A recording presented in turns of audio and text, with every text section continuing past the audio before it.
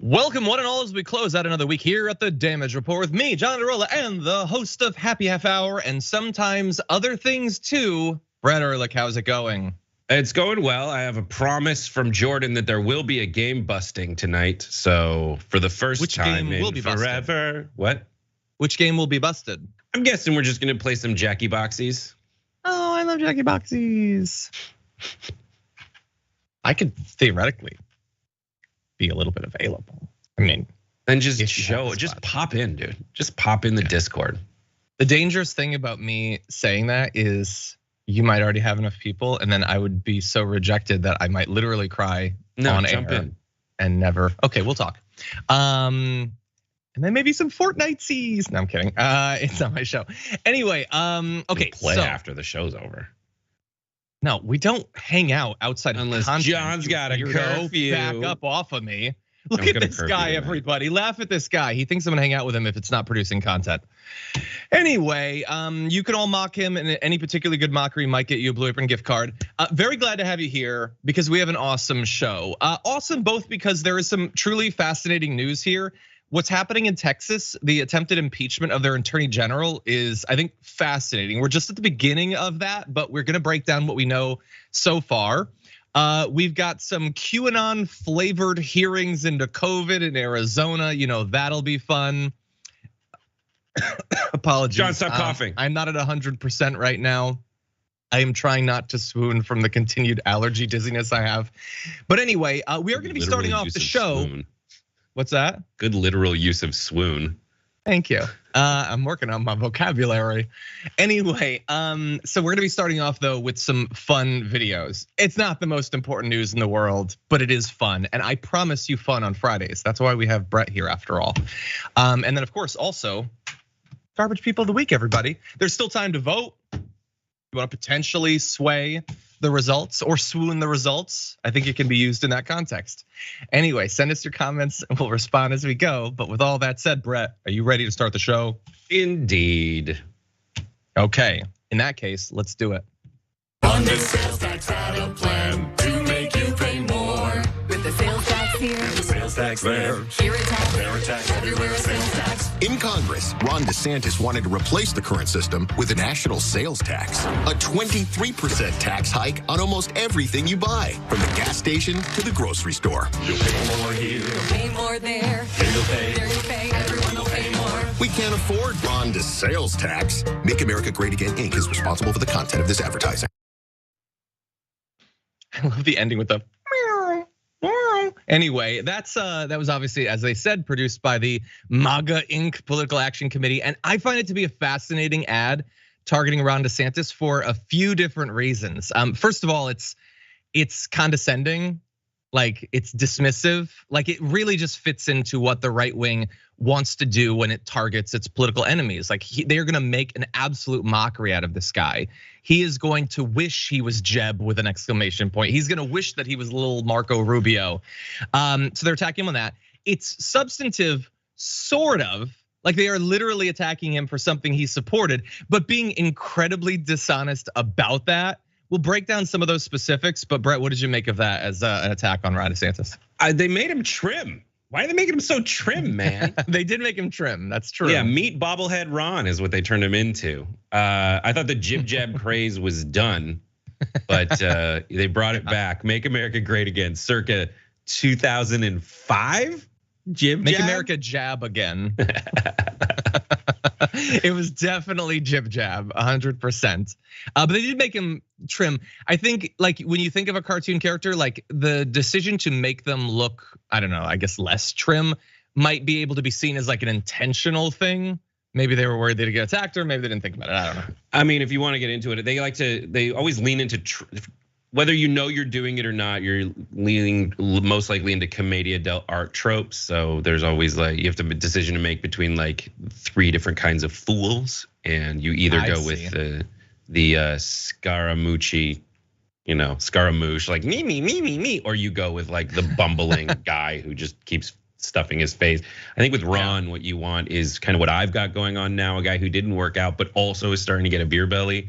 I think that's what they want, yeah. That's also, there's a comedy del art, as we all know, is those three archetypes. You can also find those in the classic NES game Ice Hockey, where you have the skinny guy, the medium guy, and the big guy. Yeah, based on the comedy del art. Hey, that's where slapstick comes from. They used to just hit people with sticks on stage, so hockey still holds. Nice in that respect. They should bring that back, and probably will. It's weird that got canceled. But anyway, let's talk about the substance of that. So it's basically targeting his support for the Fair Tax Act during his time in Congress, saying that he would make a federal sales tax of 23%. That would obviously be in addition to state sales taxes. Florida's, I believe somebody said it was 6%. I don't know for sure, but that sounds about right. It doesn't point out that would of course be a replacement for income, payroll, estate, and gift taxes, which is true, but also like that's not a value neutral thing. Replacing those things with a sales tax is not just like, oh, it works out in the end. No, it's much more intentionally regressive.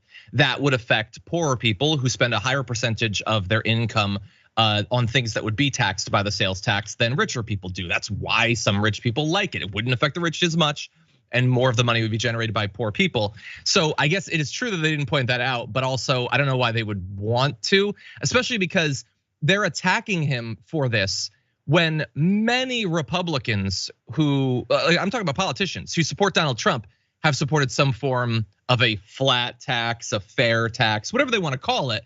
That's what this is. So it's so interesting. I don't know how much that's gonna bother Trump supporters who like this tax because they want to see DeSantis go down. But it is interesting that they're doing it in an area where theoretically a lot of their supporters like this. I don't mean regular conservatives, although some of them might even. DeSantis' campaign, by the way, says that it's dishonest, says that he's recently passed a permanent sales tax exemption on baby supplies. So that's good, I guess. But anyway, Brett, what do you think? So this is Donald Trump's approach, right? Donald Trump and Ron DeSantis both know that there's this like populist right out there that, doesn't like folks who want to get rid of Medicare and Social Security, but also really likes culture war nonsense. And the thing is that Donald Trump does all of that acting like he cares about poor people much better than Ron DeSantis. Yeah. Ron DeSantis is a wiener. And Ron DeSantis has been in government longer. Ron DeSantis has, you can go through more of his history to find things like this that prove that it's all an act. And so anybody who supports a national sales tax over a national income tax only supports taxing poor people more than they tax rich people, right? If you're buying a $10 diaper or a $10 whatever, I guess he wants to exempt baby supplies, but if you're buying a $10 lunch and you only make $100 and you get taxed 1% on 10% on that, you're getting taxed 1% of your income on that.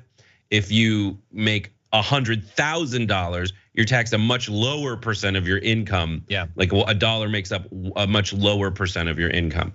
And so that's the thing about rich people is they'll always find ways, in the same way that they find tax loopholes in our current system.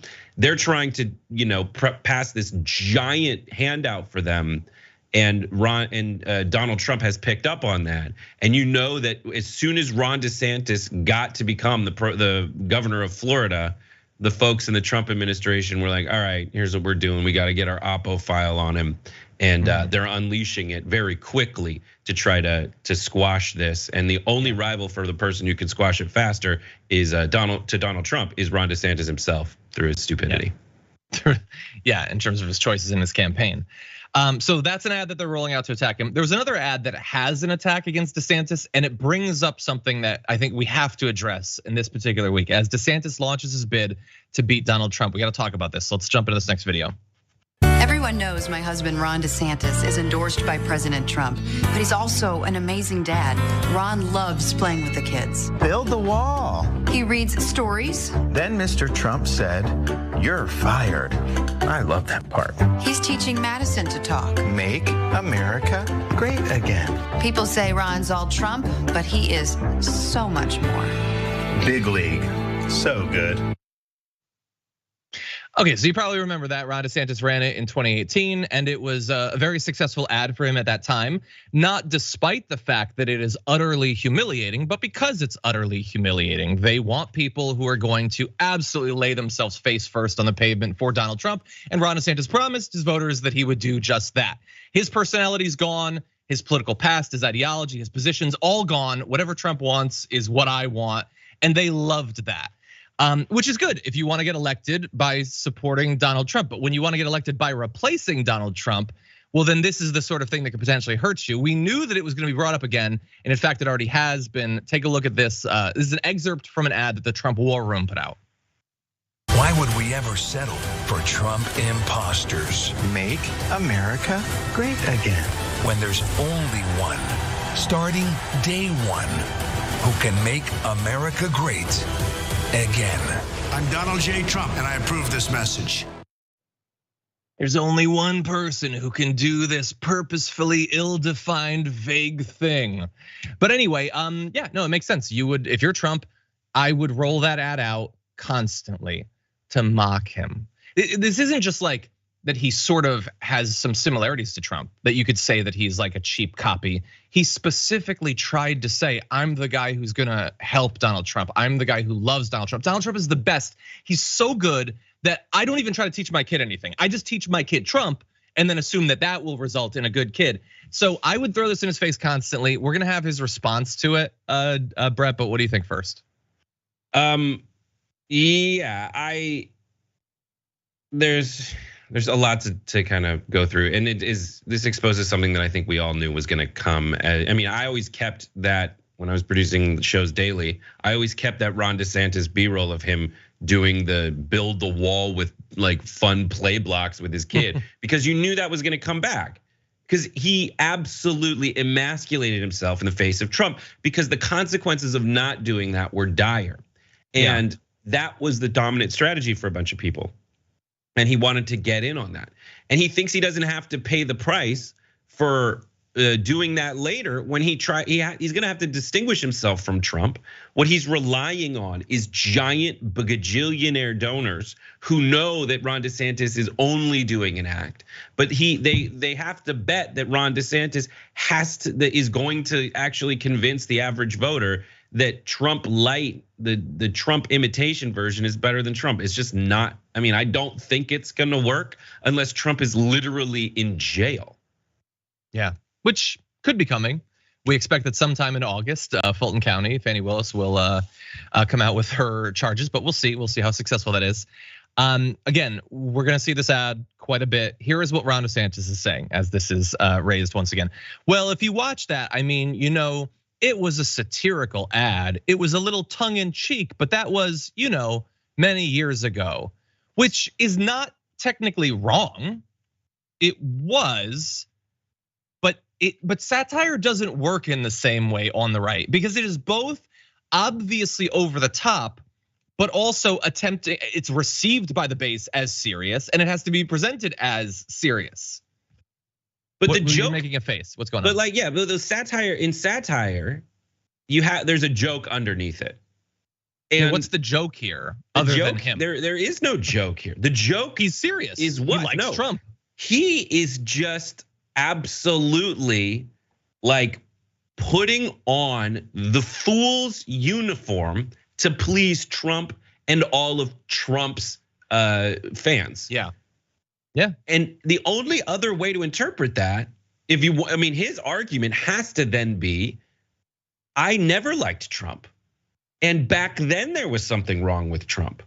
And I knew Trump was ridiculous, so I was being ridiculous to expose how ridiculous people are when they absolutely cuck themselves for Trump.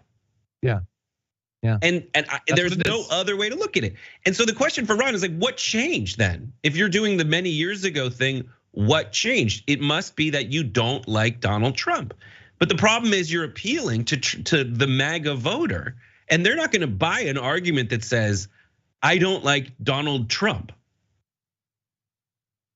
I mean, they're not gonna like it. No, actually, why don't we test that? So we're gonna turn now to one of his attacks. This is the big launch week for Ron DeSantis, obviously. He is eventually gonna have to attack Donald Trump, and he's clearly very nervous about that. But he has trotted out one that could potentially be effective. We knew they were gonna war over this topic. Take a look at this. I think he did great for 3 years, but when he turned the country over to Fauci in March of 2020, that destroyed millions of people's lives. And in Florida, we were one of the few that stood up, cut against the grain, took incoming fire from media, bureaucracy, the left, even a lot of Republicans. Okay, so he turned the country over to Fauci, which is about as big of fighting words as if he had said Biden won in 2020, because that would be acknowledging reality. The other would be acknowledging that Trump technically had someone working for him who didn't want everyone to die.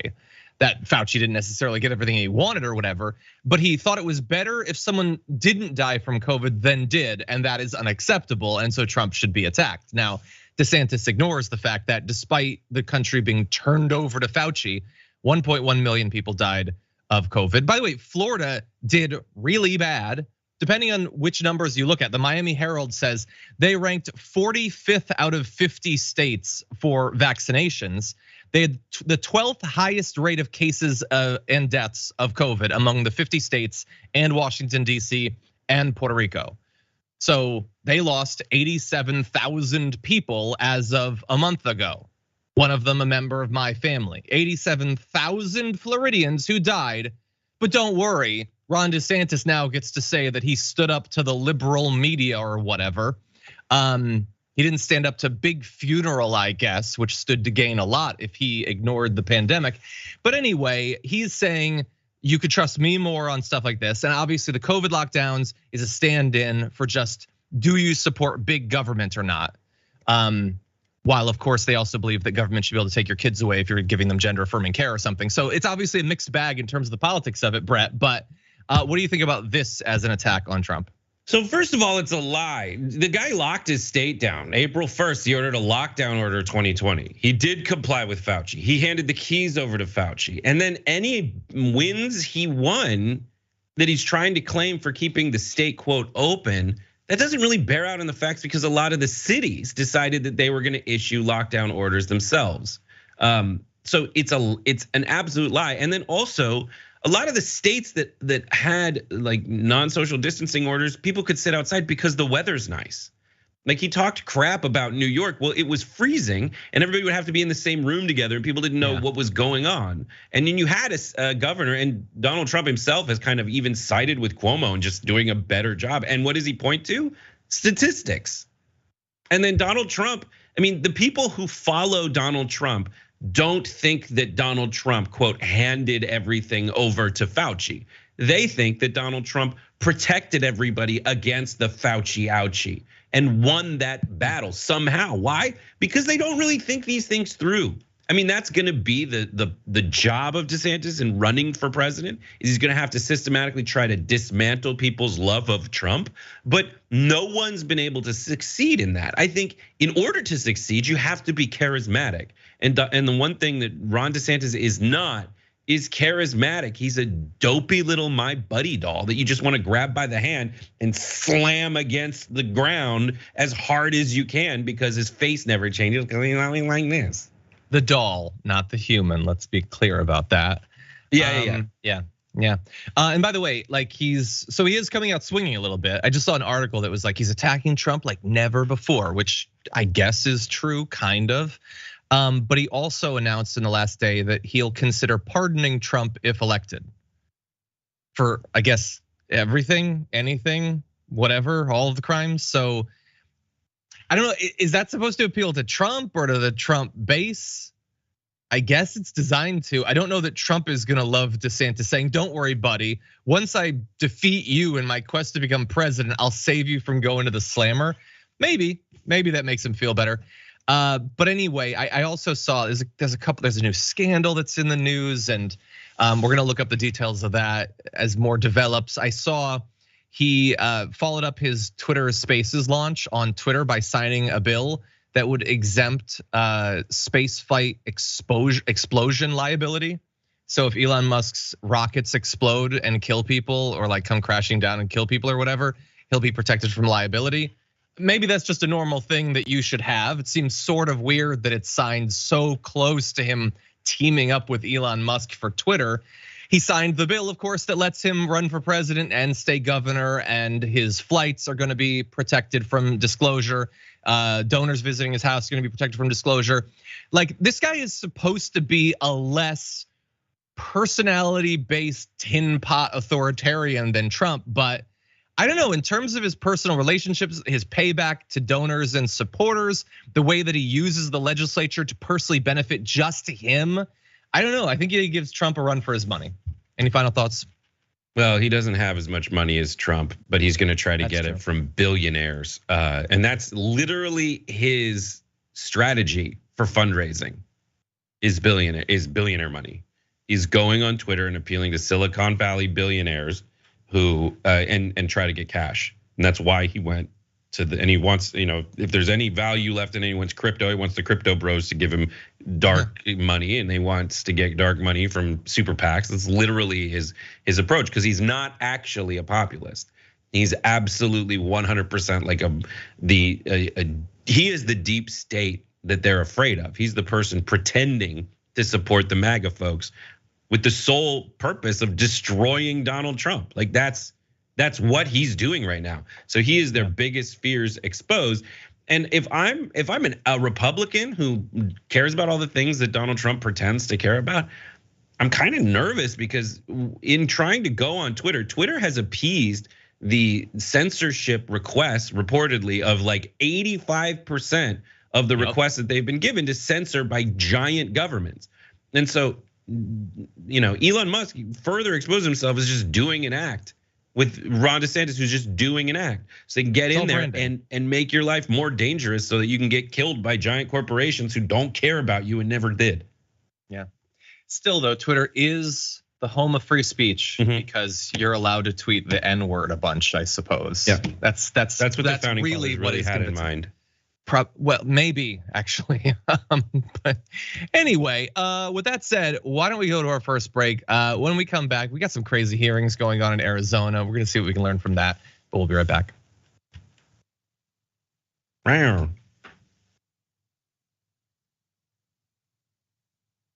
Okay, everybody, let's see what's going on out there. I saw this from Court for Jester says, happy Friday, Brett and John. You two always put a smile on my face and help me end my week on a happy note. PS, can we get Jenk to add a new daily show to the lineup and call it The Double Down with Brett and John or something like that? You guys can brainstorm the names. I love the idea, but there's no time. No, we're busy. If we can eat KFC Double Downs, I'm down. What if it was sponsored by KFC and we ate a Double Down on every episode? The show would have a limited run. Heart attacks would probably take it out before the second season, but I think it would replace our current. Are you eating? You're eating? Yeah, I have to, man. I got Frank really Reynolds? hungry. You're eating on the news? It's a break. These are like adult Lunchables by Oscar Mayer. They got Triscuits in them. Oh, good morning. You know what an adult Lunchable is? A Lunchable. It's just food. Just eat it. It's not a toy. It's food. It's just small. It's better ham, so you don't get that rogue like fat thing down the middle that you just chew on and hurt your teeth. Thing down the middle. I've been building up a rogue fat thing down my middle for quite a while.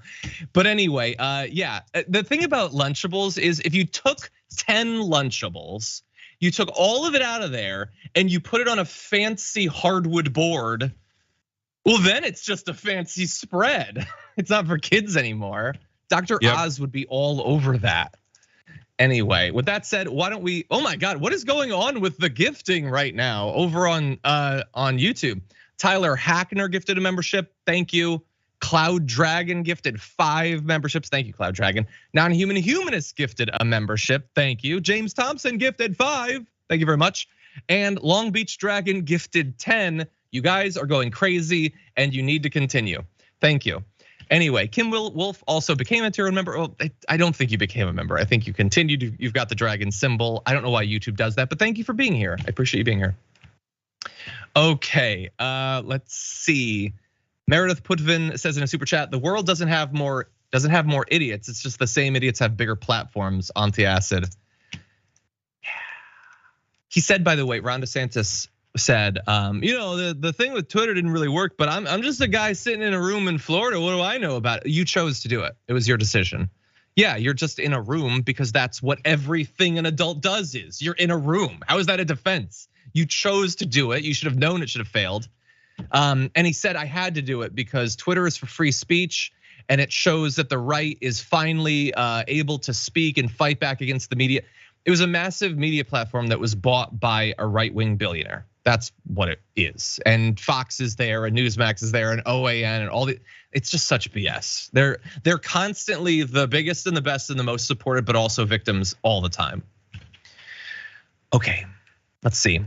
Jimmy Nails says in a super chat, why does the baby in DeSantis's baby look like it's made of rubber? I don't know. I think I thought it looked kind of like him, kind of weirdly like Ron DeSantis. I'm surprised they didn't just take that baby and have that be the thing in the Jib Jab ad.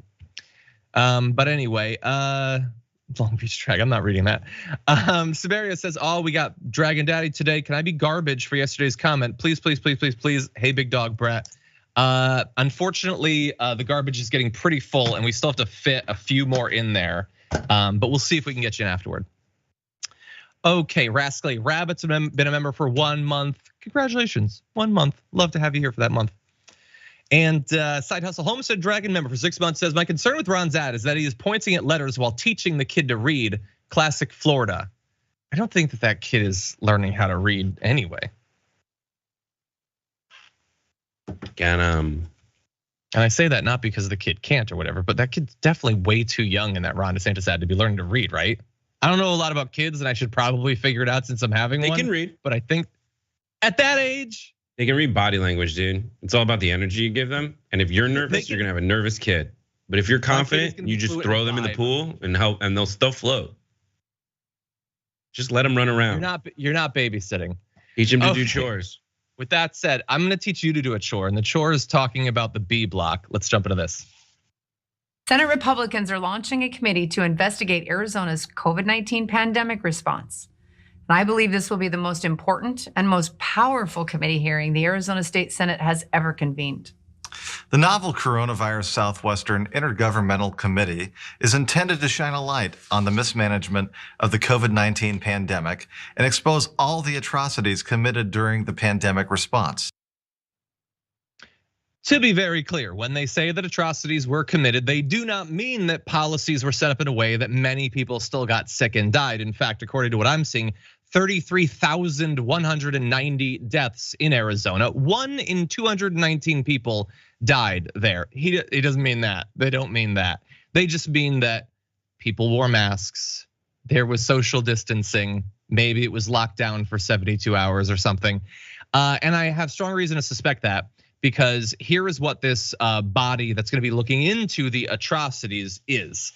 It is a new state Senate body, the Novel Coronavirus Southwestern Intergovernmental Committee. Now, if that seems like a needlessly long, tortured name for the committee, there's a reason for it. It's so that the acronym for it can be NCSWIC. Now, why would that matter? Well, to a normal person, it means nothing. But to QAnon people, it stands for nothing can stop what is coming. And the fact that this is an official investigative body by the state Senate of Arizona that is named to appeal to conspiracy theorists that believe that the government is run by Satanists who drink the blood of babies seems like it'd be a big deal. But I guess that's just Arizona at this point. It apparently is used, that acronym, by QAnon people to say that nothing can stop basically the deep state being taken down. There is nothing these QAnon people love more than a vague acronym that they think properly stands in for a coherent worldview. Anyway, they've got people who are coming in that you might consider pretty crazy. Paul Gosar, Andy Biggs. There are others too that might not be that bad. It's not like they're directly bringing in like Q himself or anything, but it is clearly biased in that direction. God only knows what they're gonna find, Brett, but we know it's gonna be crazy. I mean, what's so frustrating is like these folks have made it so much a part of their identity to use words like atrocity about like people just saying like, can we try not to kill each other? And to them, that's an atrocity. When I look back on COVID, I remember, on the COVID lockdown and pandemic and everything that we put in place as a result of this disease. I have to remind myself, like there were a lot of diseases that came into the media sphere previous to that, like SARS and bird flu and swine flu, that didn't result in this kind of a thing. So it's not like this knee-jerk reaction of the entire state to just shut everything down. But this did kill an unprecedentedly high number of people. And in the wake of that, what you have to ask yourself what a reasonable person would do. A reasonable person would say, let's try not to kill everybody. And so they put it in place until they could, if the right wing is like, we got to shut down immigration until we can figure out what the hell's going on. That's what America did. They shut down things until they could figure out what the hell was going on. Now, they're gonna go through and they're gonna find things that were actually mistakes that were put in place by government. And that's fine, but I don't want the person in charge of labeling what's a mistake versus what's an atrocity to be the same person who uses QAnon acronyms to put together their freaking committee. I look at them, I know who they are. They are who we thought they were. They're telling us who they are every single day. These guys should not be the ones in charge of investigating this thing. These folks are unhinged psychopath Satanists. I'll say it, they're Satanists. They're not. Satanists might not like that, but yeah. Look, they might find some ways that the response was ineffective or whatever. But fundamentally, other than just the Q stuff, which already means that there's no point for this body, you have to bear in mind they did not want a more effective response. Fundamentally, they didn't like if they find A, B, and C that weren't as effective as they could have been, or that wasted money or whatever. They don't want those replaced with D, E, F that are more effective at stopping COVID because they did not care if COVID killed people. And the issue too, and I know we don't talk about COVID nearly as much as we used to. Obviously, for years of TDR, that was our daily show effectively. They don't accept that it was bad. They don't. They'll temporarily accept that it was bad if they think that that'll briefly hurt Biden, but then they go right back to they don't think that it was bad. They think less should have been done. They don't believe that these people died, fundamentally. Occasionally, they will think that these people died if they think that they can blame that on China leaking it. Then those people died and China killed them. But other than that, they don't accept that it was a bad thing. They don't accept, like it was the worst domestic disaster of our entire lives. Indisputable to anyone with 3 functioning neurons to rub together. And they don't accept anything. Any of this, any of the reality of what happened in the past few years. They wish that more people had died. They honestly don't care. And that is insane. Look at this. They're teaming up. They're teaming up with RFK Jr.'s anti-vax nonprofit, the Children's Health Defense. They've got these experts who, let's see. We've got, I don't even care. I don't even care. They're crazy people. They honestly believe the disease comes from Satan. What's the difference? This is what government becomes when either people aren't paying attention, or even if they are, the guardrails against democracy are so effectively in place that you still end up with crazy people. Thanks to redistricting, which affects not only the Congress, but also state legislatures. This is what you get. Anyway, I think they should quick final point for you. I think they should recuse themselves. Anyway, we have some pretty amazing data, this poll of extremism in the military that I just want to briefly talk about. Coming from the Rand Corporation, they basically asked these veterans of different branches of service what they think about different conspiracy theories. And I don't know what number, like supporting the theories I would be comfortable with or you should be comfortable with, but I will say that the ones they found, I'm not. So of those surveyed, 17.9% of Air Force veterans, 17.4% of Marine Corps veterans answered that they completely or mostly agree with the QAnon conspiracy theory. That's right about slightly higher than the public at large. One would hope that it would either be the same as the public at large, or maybe there would be something about you being the sort of person that has been given the duty, responsibility, and training to defend our nation, that you would be more critical in the way that you think about these things, but unfortunately, that's not what this shows. That's QAnon. On the Great Replacement Survey, let's see, you have, they asked a group of people in this country trying to replace native-born Americans with immigrants and people of color who share their political views.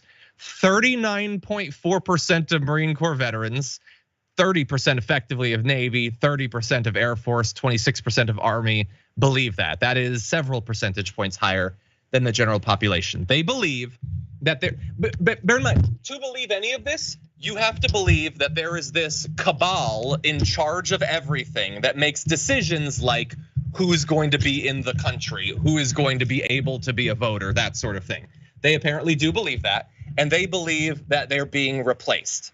Again, they'll never define what replaced is supposed to mean. Where are the white people going? It's just more people. They're not being replaced, but those are the numbers. What do you think? I'm trying to fix my mic. I think you need to rotate it 180 degrees. No, I understand that. It's giving me trouble. I'm just sorry. I won't help you. Do you want me not to help you? I can sit here and wait until you fix it. No, to be clear, you're not helping me. You're trying, but in a fun way. The thing is busted. The thing is busted. There we go. I don't know if it's gonna stay, but anyway, it's all right. I was yanking it as hard as I could. What do you want out of me? Jesus, that's not to talk like that. Don't use phrasing. What are your thoughts? It's Friday. My thoughts are just the fact that you just kept you said yanking it as hard as I can. I don't think any of us can think of anything else. Technically, you just said it too. That's just as clippable. Yeah. So what people, I always have this thing with surveys. Like people can say that they believe in the conspiracy theory. I think folks are just so monumentally bored. And they have such a monumental amount of imagination.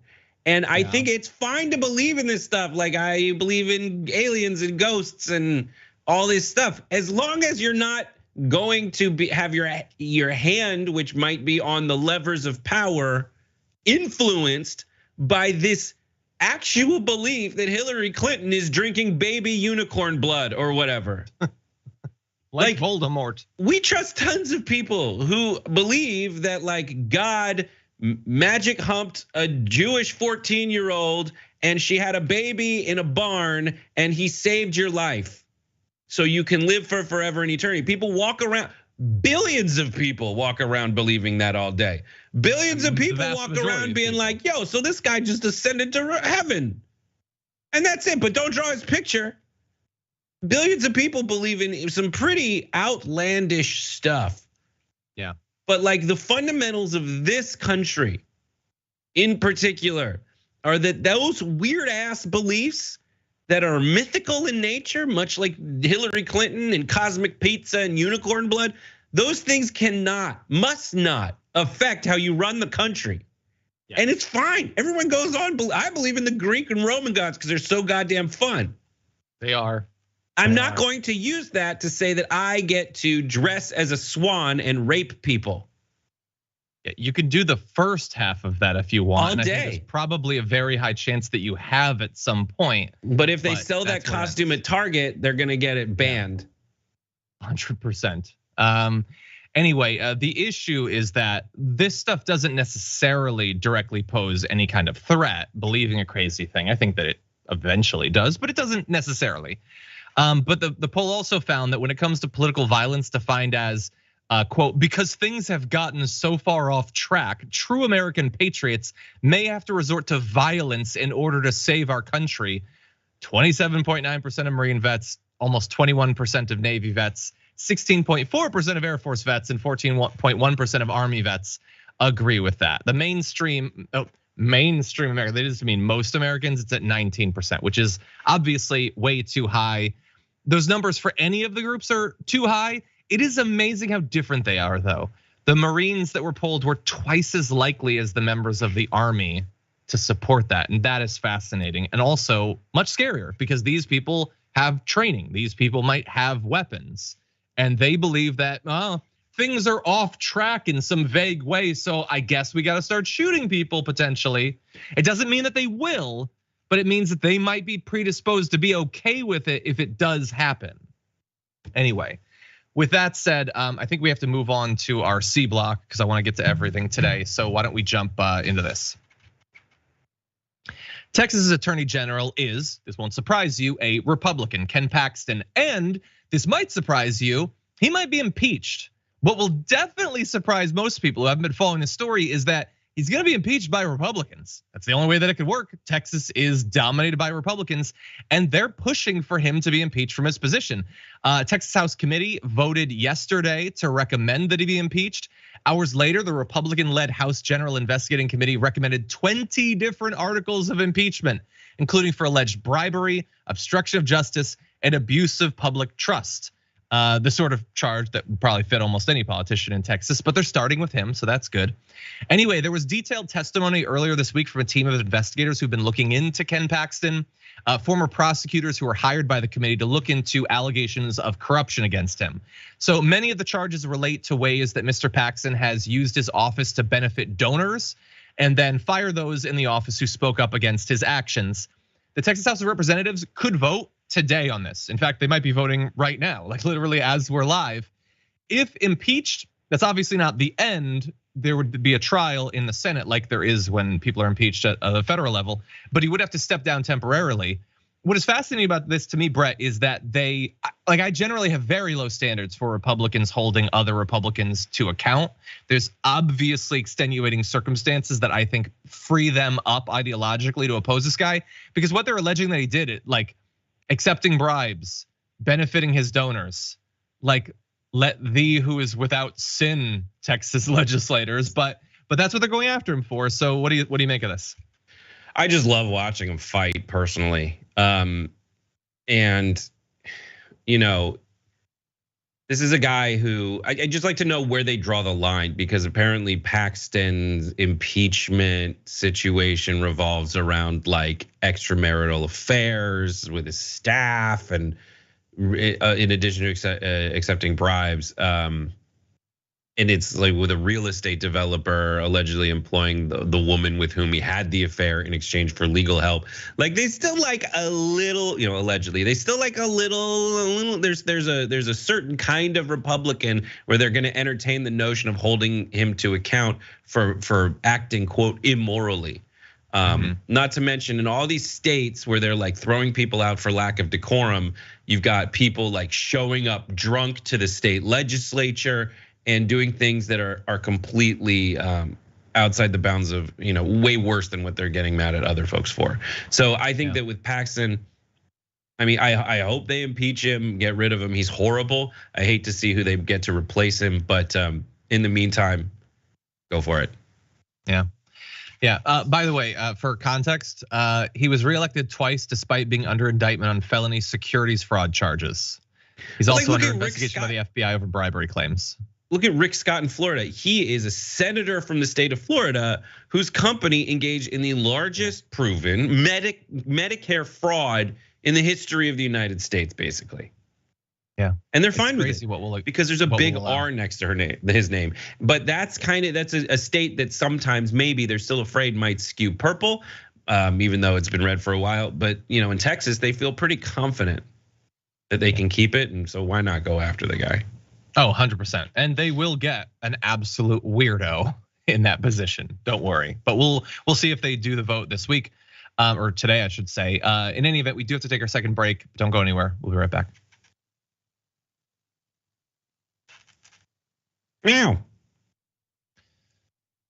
By the way, I am going to be looking. It does not look like it's happened yet, but it might happen, could happen by the time of the Young Turks. I will, of course, as always, be leading the first hour of the Young Turks Power Panel.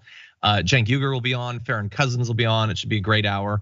I believe Maz is joining the second hour. Yes, Francesca Fiorentini, Cenk, and Maz. That's an awesome second hour too. A good full show right there. 100%, great show.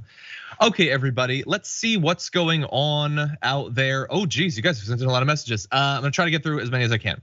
Descender Dragon sent in a super chat saying, "Hey guys, I got a pretty good raise yesterday. To celebrate, I bought a bottle of whiskey and a fair amount of weed. Have a fantastic weekend, crew. Cheers, gentlemen. That's awesome. Congratulations. That's great."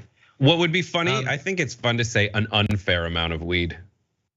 Yeah, like there's something wrong about this.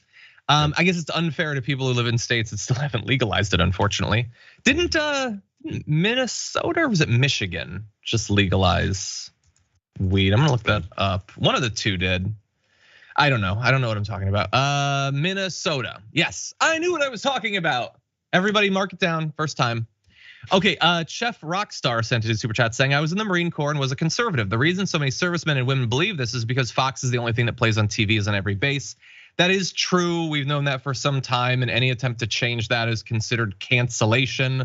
Although playing Fox and not playing TYT is never considered us being canceled. But anyway, you're not wrong. You're not wrong. And thank you for writing in. Andrew says, as an infectious disease physician, yes, we could have done some things differently, but at least we tried to save lives. Also, GOP wants to retroactively add interest to pause student loans.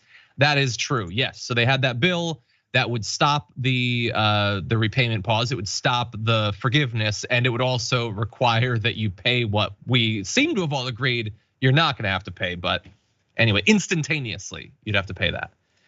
Okay, Kide says, whenever John uses a D&D spell in news context, I'll thank him with a super chat. Here's for the clever use of wish. Took you long enough. Okay, well in that case, I'm gonna have to start thinking of some others. Thank you though. Nicolette says, was just laid off from work last week. Silver lining, I get to watch the full lineup now. I'm really bummed. I loved my job. Nicolette, really sorry to hear that. Hopefully, full day of fun news, at least to distract you a little bit. And hopefully you'll bounce back and find another position soon, but really sorry to hear that. Okay, let's see.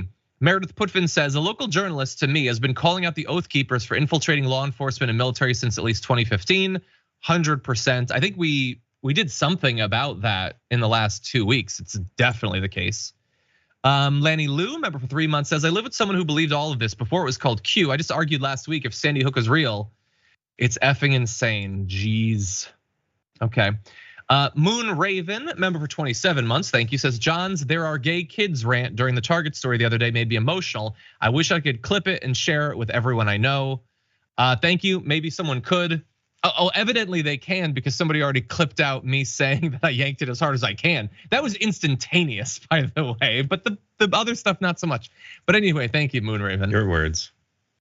Your words as well. Bart, please grab those. Sayla Dagger, member for 28 months, says, quote, he's less Bart, please grab those. John Iadarola. What is disgusting. This guy's like. Anyway. Now I know Daddy Dragon is like Daddy Drag, you know. Oh, that's fine. It's not like Father Dragon. Okay, Father Time. Over on Twitch, by the way, a lot of we have no time. Okay, a lot of gifting going on. We will acknowledge it soon, but for now, more news. Roar.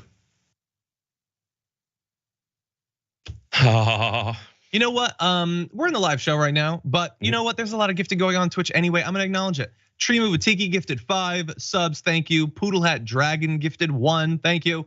Brandy Lou 2 gifted 5. You're all the best. It's just so nice. Okay, with that said, oh dear, let's move into this. Meanwhile, if you're a Trump supporter who happened to be at the Capitol on January 6th, you face exorbitant bail, solitary confinement, abuse of jail guards, and no due process. That was Marjorie Greene speaking out in defense of what she considers to be political prisoners, those who rioted on January 6th and were locked up. She sometimes calls them prisoners of war. Well, they're the only ones that did the attacking, so I feel like you're making a case against them in that label. And they still lost. And still lost, of course. It's good to win a war. But anyway, she was pointing out that they haven't been treated well. Abusive guards, solitary confinement. I don't know how true that is of these individual prisoners, but it is definitely the case that this is significant. And I've felt for the last 2 years that she's been talking about this, that hey, maybe we can come together and have some actual bipartisanship and fight back against these abuses. Now, I am very much obviously wasting my time because she doesn't actually care about those things affecting people who didn't riot on January 6th. But in principle, she's on our side. Maybe we can push her. In any event, we have an opportunity. We're gonna jump ahead to graphic 3 because in Nevada, lawmakers are reconsidering limits on how state prisons use solitary confinement there. They had previously tried a couple of years ago to do this. This is pretty significant though. This sort of rollback of solitary confinement for the the best interests of prisoners. The bill defines segregation or solitary confinement as more than 22 consecutive hours in a cell, would limit the use to 15 consecutive days, after which you have to have a mental health clinician and others conduct a review to determine where to place the inmate rather than just leaving them there forever. They would also be restricted from placing a person in solitary confinement who is 90 days or less from their release.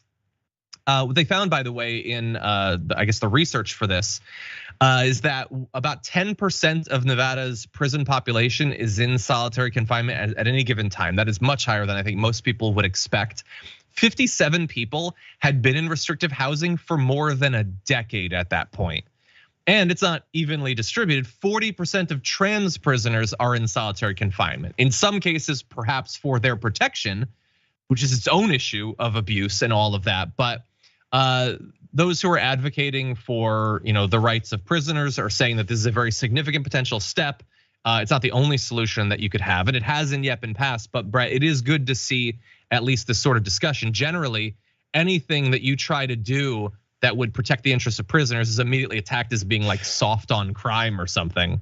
So a major trend in any kind of justice reform is people kind of jumping on bandwagons and not really understanding the fundamental issues or the fundamental solutions that are advocated that are actually in line with your ideology.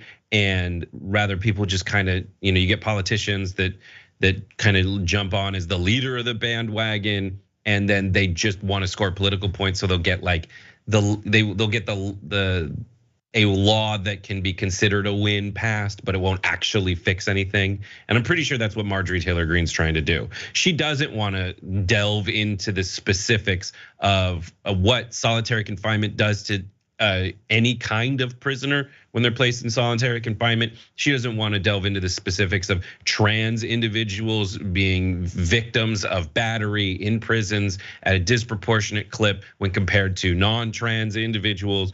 And she doesn't want to get into that. But that doesn't mean you can't harness the instinct behind it to get the actual positive change made. So there's all these things that happen in Congress all the time. You'll see AOC and Matt Gaetz get together with Ro Khanna and talk about getting rid of corporate money in politics. That's fine. If you can harness the instinct to get a law passed that materially improves conditions in a way in line with actual tangible improvement of a system, then great. But yeah, that's the hardest thing to do, because you have to very deftly convince Marjorie Taylor Greene you're on her side, but at the last second, like, make the legalese so complex that she doesn't understand you just protected people from atrocities within prison system. Yeah, and you'd have to do that because she wouldn't be willing to make this change that would benefit the January 6th prisoners if it meant that it would also benefit other prisoners. Right. Like, she would rather that they remain in solitary so long as other people remain in solitary. Yeah. And even if you're a conservative, you know that that's true. Anyway, ball's in Marge's court. So we'll see. But anyway, good on Nevada for at least looking into it. That said, let's talk about one more topic that remains in the first hour, starting with this. A study was done a little while ago on the federal judiciary. I wish we had these studies for all other appointments by the Biden administration. And apparently his first 2 years, President Biden had appointed 97 federal judges. Of the 97 federal judges, I was expecting maybe 25 or 30 were white guys, because I know President Biden wasn't heavy on appointing more white guys. 5 of the 97 judges were white guys. Of those, 2 were gay. So almost impossible for a white guy who's not gay, apparently, to get appointed here. So that's Glenn Grothman, which actually is what I would have guessed his name was had I not known. He's very annoyed that you can't become a judge if you're white. Sorry, and straight. For some reason, if you're white and gay, that doesn't count. I guess even for a white nationalist, that's not good enough. But anyway, he's aggrieved about the way that Biden is going about choosing his nominees. He thinks it's unfair. His numbers are also wrong, not like wildly off, but they're not accurate. I doubt that's gonna bother him. So let's take a look at what Biden has actually done. And let's see if we can determine if Biden is being unfair to white judges. So here is at this certain point in their presidency, how many judges different presidents have been able to confirm, which by this, even with Dianne Feinstein sort of screwing the Democrats over for a while, Biden is still leading the pack way more than Obama was able to. And he's still technically got some more presidency. We'll see how effective it is. And when you break it down, yes, he was disproportionately nominating and confirming people of color, women, about 2 out of every 3 for both of those categories. And you can directly compare it to the past presidents. For Trump, people of color represented just 16% of those confirmed by Trump. So not a priority, obviously. That is like disproportionately low compared to the population. It was only 36% under Obama. 1 in 4 were women under Trump, 42% under Obama. So he was doing a little bit better. Trump was obviously going out of his way to screw them over. But what you have to bear in mind is, like, that's what has happened over the last 800 days. But that doesn't necessarily represent just what he thinks he would always need to do. He is trying to balance the scales, I guess, of justice in this case. Because if you look at the American Bar Association, they found that only 4% of federal judges were black women. 78% are white men. Of the 68 judges that Biden has appointed, they don't include 29 he's appointed since, 2 are white men. So what he's trying to do is balance it out just a little bit. And Glenn Groffman, of course, is not going to give you the numbers for the judges that are out there, what sort of diversity or lack there is out there in the population. He's only going to talk about the newer ones because he doesn't want you to realize that white men have very much done just fine when it comes to becoming a judge historically. What do you think, Brett? I mean, this is a moral question that everybody has, like philosophically, is like, how do you solve a problem? Because the solution to something that's been unjust for a while is to undo that injustice. But in undoing that injustice, you open yourself up for the possibility of dudes like this to make this complaint. Like it's been so unrepresentative for so long. And even Republicans will be like, no, I totally get it. Someone will say there's racism in the system, and yeah, it's disproportionate. But when you pose like an actual solution over time that isn't completely, it doesn't necessarily result in unqualified people getting appointed, like you have to question folks on the Republican side, like, well, then how do you solve a problem like this? And they'll never give you a way to solve it that doesn't involve someone just utilizing their power the way he wants to utilize it. And for Biden, this is great. This is exactly the kind of stuff that the Republicans do on the other side, where it's like it's no skin off his ash to Beulah to appoint somebody who is on paper will make the same decisions as a white male, and also at the same time, shores up his delivers on a promise he made. Those are hard to come by, delivering on a promise that he made. And that's good kind of pressure that you can make politically, is to result in actual tangible results that close a divide like this, or close a gulf like this that has existed, as John pointed out. Yeah, 100%. And to close, I have no doubt that almost every right winger would consider this to be an unacceptable way to solve the problem of lack of representation amongst those groups. But I believe that most of them, if you ask them, well, what if there was only 5% of white men? Do you feel like we should nominate more to close the gap? I have a feeling they'd be okay with it. Be right back.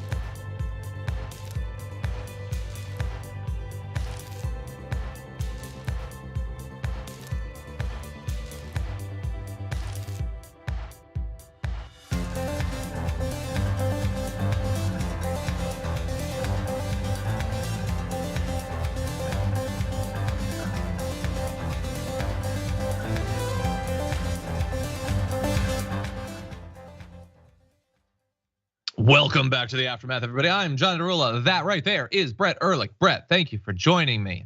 Thank you. I'm very strong. I ate all my Lunchables and I'm ready to focus. You're full of energy. I could go for lunch. I might get a Lunchable for lunch. Try the bigger one. Had it in a long time. Try the one with the Triscuit in it, sir. You will not be disappointed. Have a Triscuit as a treat. Okay, I could buy a box of Triscuits. I'm an adult.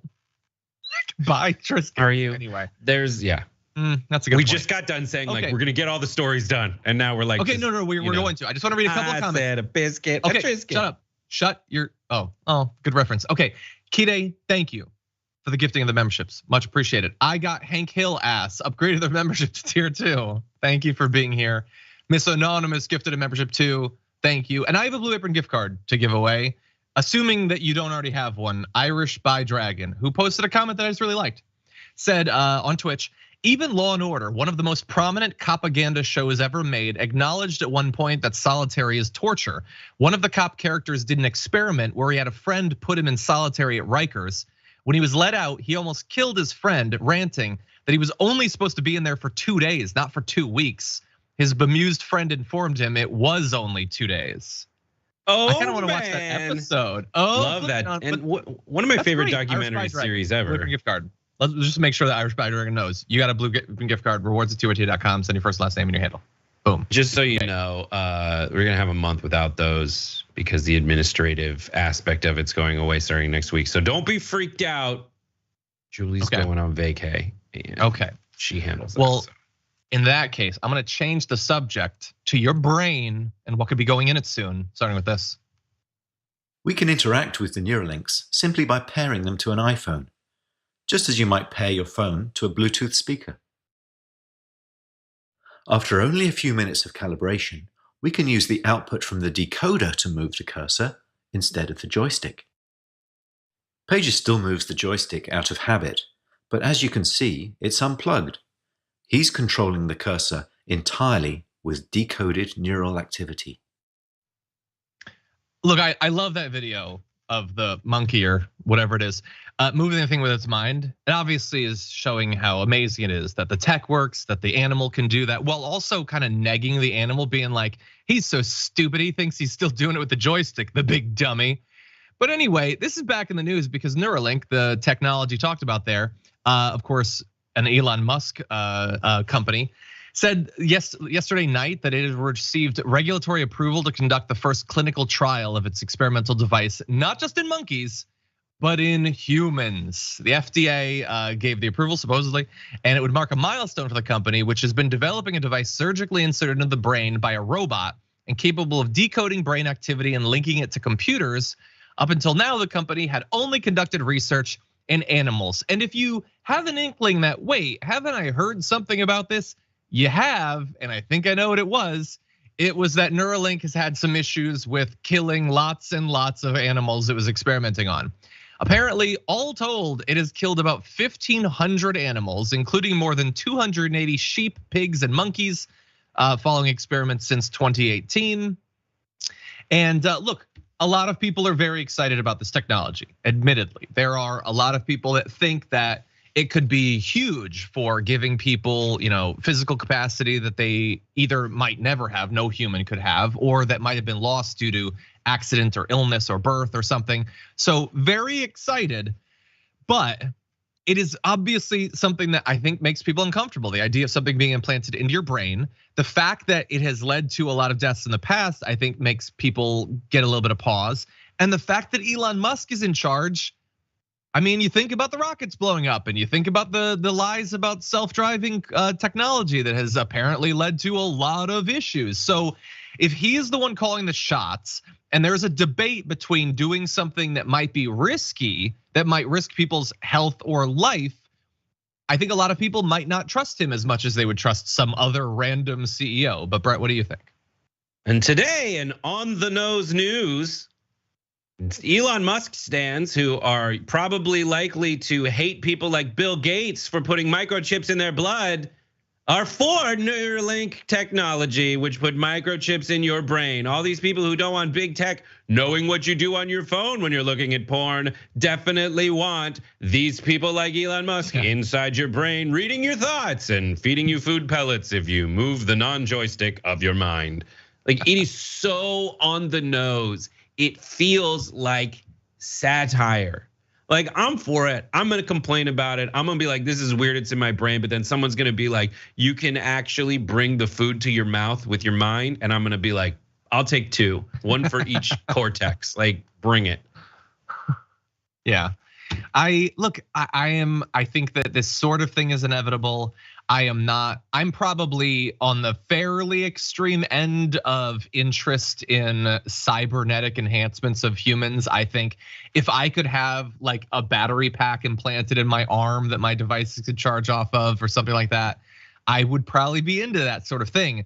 But I don't think that it's irrational to be worried about Elon Musk being involved in this. I'm gonna read you a headline, okay? He reportedly told workers at Neuralink to imagine they had bombs strapped to their heads to make them work faster. That was reported by Insider back in December of 2022. Now, he means that as sort of a metaphor, but it's not impossible that someday they could sort of have a bomb in their brain effectively. And he might be the guy who's sort of pulling the strings for it. So we'll see. This sort of thing is going to be cybernetic enhancements, genetic modification of people. Those are inevitabilities.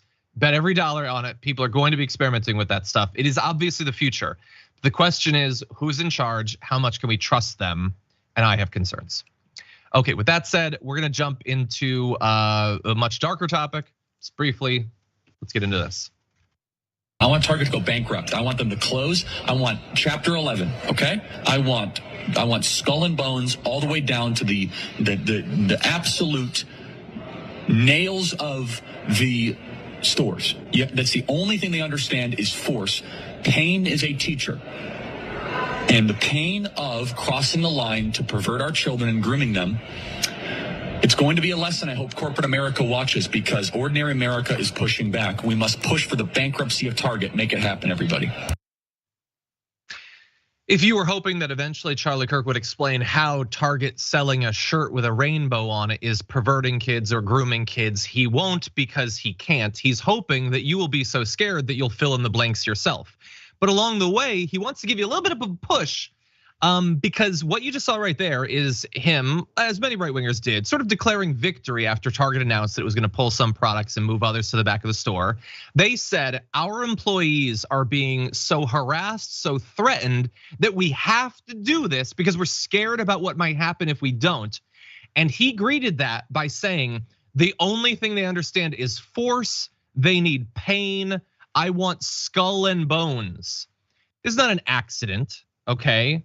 This use of language that is explicitly aggressive, violent. This is not an accident. It's becoming almost cliche amongst the right. And it's great for them that they are so freed up to be able to say what they truly want, which is, we tried for a while to convince people of our position. We tried to be persuasive or whatever. We just don't have it. We can't hack it. And so instead, we're just gonna tell you, you're really mad and scared of stuff, right? Well, you should feel free to start attacking people. We're gonna encourage you on a daily basis. We're gonna give you an ever-changing list of people and groups and companies that you should be freed up to go after. And that's what you're getting. It's not just Charlie Kirk, by the way. You can see any of Matt Walsh's tweets. It's increasingly violent terminology being strategically used to make things happen and then just sit back and say, well, I didn't say anyone should do anything. I just talked about force and pain, and that's how you teach these people. And if you don't, they're probably gonna have sex with your kids. That's all I said. I didn't say anything. I was just talking. And along the way, by the way, the threats are coming in. The actual designer of a lot of these products, Eric Carnell, received tons of death threats for his involvement with Target. So we already have this, Brett. What do you think? I mean, if pain is a teacher, my pain is teaching me that Charlie Kirk's the absolute worst. Every word he says, every affect he utilizes is 100% pure unadulterated pain. And then based on the framework laid out by Charlie Kirk himself, he lost this debate. He lost it because he can't, as John said, he can't convince you that his ideas are better. He says, well, you have to go do is show up there with a pitchfork and be mad that there's a rainbow on a t-shirt. A rainbow. It's insanity.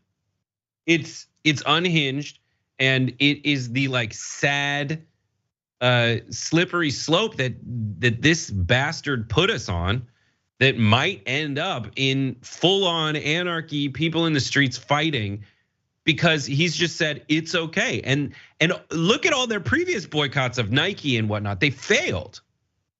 This is the only one because it's accompanied with threats of violence that pursues Target to try to avoid this kind of stuff by pulling it off the shelves.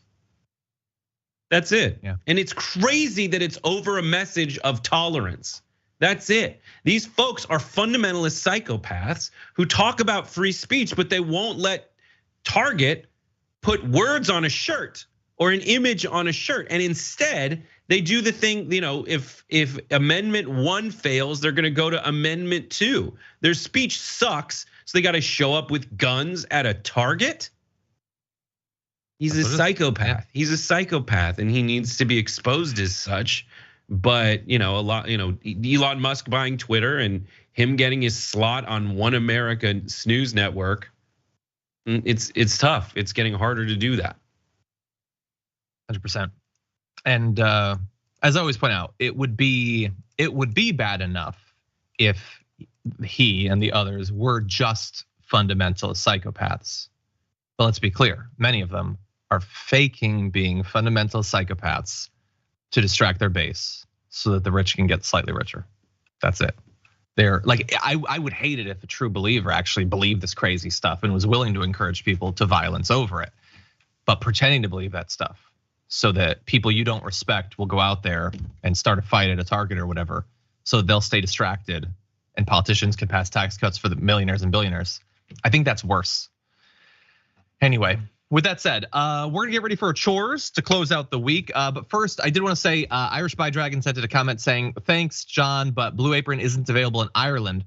If there's any way it could be donated to a food bank or similar charitable cause, that would be great. Otherwise, it can go to another user."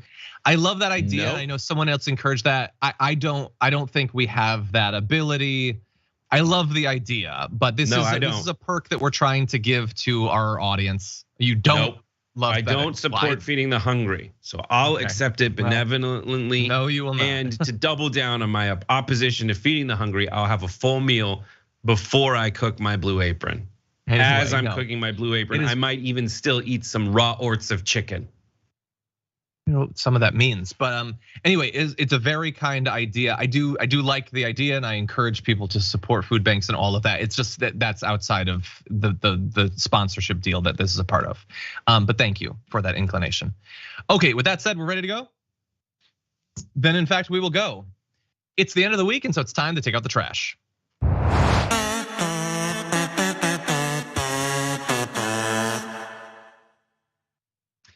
Brett, who's your garbage person of the week? My garbage person of the week is this guy from the Hoover Institute who is against atheists because they're the real fundamentalists. Take a look. Well, I think if you're an agnostic or an atheist, you're going to invent your own gods. And that's sort of a trope of philosophy. And they've invented these woke gods. For some, it's Mother Earth or a green deity. For some, it's redistribution or a woke goddess. And they feel that they have all the fervent belief of a true believer, and they're intolerant. What they do is, if you're a true believer in the left, they feel that certain privileges accrue to them. They're exempt from the full force of the law. They're able to go into a cake person and say, you're going to bake this cake, no matter if it's against your religion, but that wouldn't be occur to us. So I worked at the Hoover Institute for one summer. They are true trash. It is the most conservative think tank in academia. And some of the ideas that come out of that are as unhinged as this. It's a fundamentalist, he's trying to tell you, is the people who don't believe in God. And the non-religious fundamentalists, I'm sure, are the big threat. When meanwhile, in states like Texas, there's a bill that was requiring the 10 commandments in classrooms. It just failed in the House, not because it didn't have the support, but because it missed a deadline. But here is a back and forth from one Christian to another in the state house, proving that folks like this guy, folks like, what's her name? Her name is Candy, I forget, Candy Noble in the Texas State House. It's the religious fundamentalists who are trying to foist their beliefs on other people and feel like they're the ones who are inconvenienced when folks point out their hypocrisies, like in this video. Why is having a rainbow in a classroom considered indoctrination and not having the 10 Commandments in a classroom? Is that a question? Yes. Try to understand how this will make a Hindu student feel, how this will make a Buddhist student feel, how this would make an atheist student feel. Just asking for basic empathy. So how do you? So I don't know how. I think you want me to answer in a way that I'm confused on. Every time on this committee that we try to teach students values like empathy or kindness, we're told we can't because that's the parents' role. But now you're putting religious commandments, literal commandments in our classrooms, and you're saying that's the state's role. Why is that not the parents' role?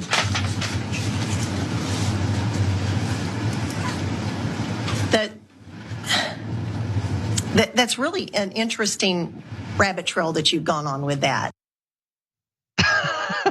Insanity. And that's the thing is that is both of those stances exist simultaneously in the conservative mind. One, that actually it's the atheists who are trying to foist their woke gods on me, and I shouldn't have to accept that. And at the same time, they're putting the 10 Commandments in courthouses and in schools, foisting their religion in every step of the way on other people who should be protected by the Constitution from that kind of incursion, and they don't see the hypocrisy. Yeah, she could not conceive of the idea of trying to imagine how a different person would feel. Yeah, like it blew her mind. Wait, but that's not me. I'm the one with the mind. All of you guys are set dressing. What do you mean I'd be the set dressing? An interesting rabbit trail. Yes, it's a rabbit trail to ask you to define the value that is supposedly driving what you believe. Look, they do have values. They just don't have the values they say they do. When they say that putting the rainbow in the classroom is indoctrination, they seem to be implying that you shouldn't be indoctrinating people in schools. The actual value is I get what I want. That's the only value. It's not generalizable, which is why they don't express it, because it sounds really bad if you say that the only core, the only foundation of my politics is selfishness. If that's the case, and if you suspect deep down that that's what it is, then you're not gonna want to express that openly. But that is what this unveiled. That was an amazing video, Brett. Yeah. Great work. I didn't see that. So I guess that's your garbage person of the week, and also maybe the TDR hero of the week for the questioning that you just saw right there. Okay. My garbage person of the week is, and I'm sorry, but it's gonna be Candace Owens. Watch this. And when you consider surrogacy, especially surrogacy for the sake of surrogacy, there is something demonic about it, right? When you are doing it, not because you can't have a child, right? Even worse, right? Khloe Kardashian is able to have a child. She has a daughter, True, who she grew inside of her own body. And simply because she wanted for her daughter, True, to have a 100% biological sibling, but she was not willing to have sex with the serial cheater, Tristan Thompson. That's what happened. She didn't want to have sex with him again to produce a second child. She decided to borrow and purchase some other woman's body. How are we allowing this to take place? How are people comfortable with this? And there is something deeply demonic about surrogacy. So she belongs in the garbage for multiple different reasons there. First of all, taking everything that you either have a problem with or pretend for the purpose of your show to have a problem with and saying I'm against it because it's demonic is utterly pathetic. It is so pathetic that it represents that you don't think that you can convince people that not only that surrogacy is wrong, and you're not really describing it, again, you're just calling it demonic, but that how are we allowing it? She's saying, without saying, the government should be blocking this from happening. And she's not alone in that. The Republicans are gonna be coming for IVF, they're gonna be coming for surrogacy, they're coming for a lot of this stuff because they got what they wanted with Roe v. Wade, but that's not enough. They don't want people to realize the horrid economic situation they're in. And so their attention is always gonna be laser focused on other people's genitals and what they do with it and what they should be doing with it and how they do it. And so for all of that, talk about what's going on in the country. You weirdo, you deeply weird weirdo. Why is this the thing that you're focusing on your show? What the Kardashians do in terms of their surrogates. It's consensual. It's not like they randomly knocked up the other person and then yanked their baby out the next day. It's a financial situation that was set up. You might think it's weird. That's a you problem, not a societal problem, and not a problem that the government needs to fix. Brett, what do you think? This is an argument against medicine. This is an argument for forcing someone to have sex with Tristan Thompson, which is weird.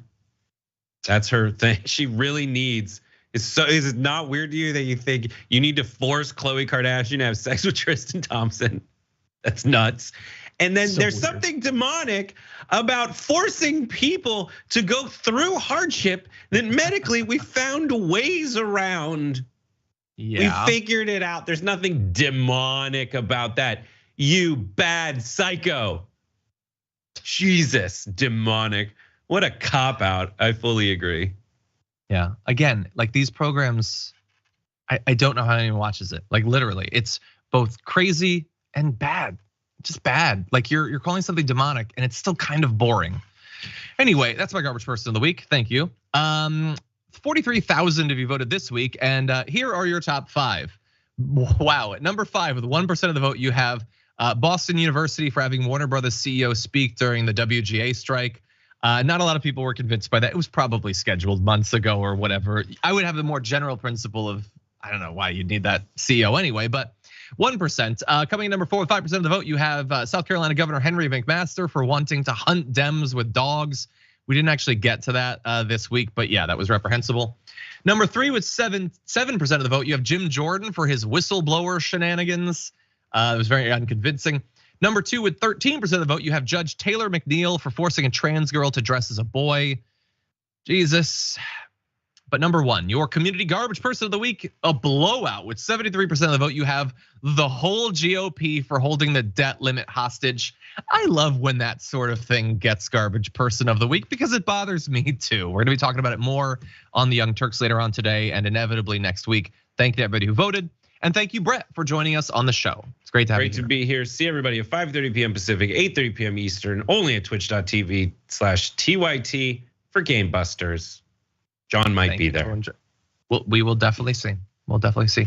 Anyway, thank you all for watching the show. There's a lot more to come. Great Young Turks coming up, but a lot of awesome shows leading up to that as well. Indisputable is up next, but for now, stay safe out there. Stay sane out there. I'll see you soon.